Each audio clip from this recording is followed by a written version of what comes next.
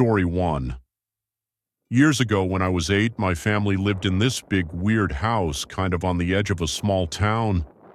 The school district was in the middle of a big restructuring, so even though we were only a couple grades apart, my brother and I went to different schools and took different buses.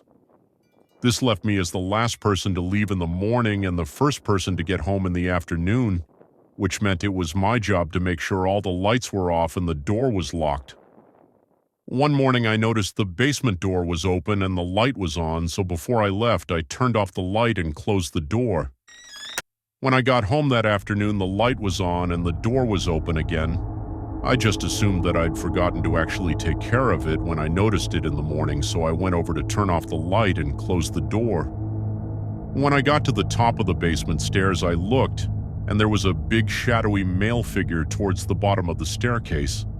I freaked out, slammed the door, and pushed a bunch of boxes against it and then went and hid in my closet. For months I didn't tell my family because I was positive what I had seen was a ghost and didn't think anyone would believe me. Then about a year after that incident, my mom and her boyfriend realized that small amounts of money had been going missing for months, totaling around $500 to $600, but never more than $50 at once. So we all walked around the house with flashlights trying to figure out how they could have gotten in. Turns out some creep was climbing in through a small hole in the outside of the house, shimmying through a crawl space, then coming up into the house through the basement. Realizing I had been alone in the house with him on at least one occasion was one of the worst, most terrifying moments I've ever had. Story 2. Don't Google yourself. Why? Because you may not like what you find. One day I was bored and decided to search for my own name on Google. I have quite a rare name, so I didn't expect to find many results. Imagine how surprised I was when I came across a website that had my full name in the domain. When I clicked the link, it brought me to a message board. I looked at the profile of the website owner and found out that the person was the same age as me and had the same hobbies and interests. There weren't any posts on the message board, but I was intrigued, so I saved it in my favorites. It was about a month later when I went back to the website. This time it had more content. There were some diary entries, mostly random things like, "The weather was nice today," or "I'm so bored in work," things of that nature. However, as time went on, I began to notice more and more coincidences. The person lived in the same city as I did. It struck me as rather strange that two people with the exact same rare name would be living in the same city at the same time.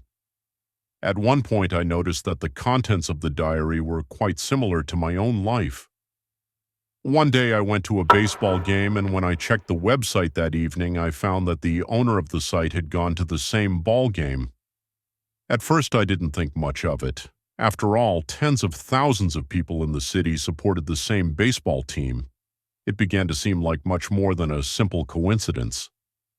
Whenever I checked the website, I would notice little biographical details that seemed too close for comfort. For example, the owner mentioned their pet dog, and the dog's name was the same as the dog I had when I was a child. The website owner posted a picture of their car. It was the same model of car I had been driving when I was in college. They talked about eating at a certain restaurant. It was the same restaurant I had gone to all the time when I was working at my previous job. One day when I looked at the message board, people had written messages to the owner saying, "Happy birthday." That day it was my birthday as well. I decided to write on the message board for the first time just out of curiosity. I was going to wish the owner a happy birthday and tell them we had the same name.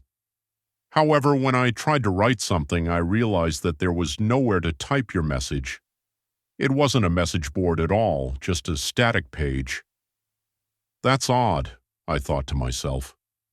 In other words, whoever owned the website had gone to a lot of trouble to make it seem as if it was an interactive site, as if there were other people posting on it, when in actual fact, all the content must have been created by the owner. Why on earth would someone do that, I wondered. I decided to send an email to the owner. It read, Hi there. Believe it or not, we both share the same name. Nice to meet you. It was just a friendly email. The next day, when I tried to look at the website, I discovered that it was gone. It seemed like it had been deleted. Then I opened my mailbox. There was one reply. When I looked at it, a chill ran down my spine. It said, "I found you."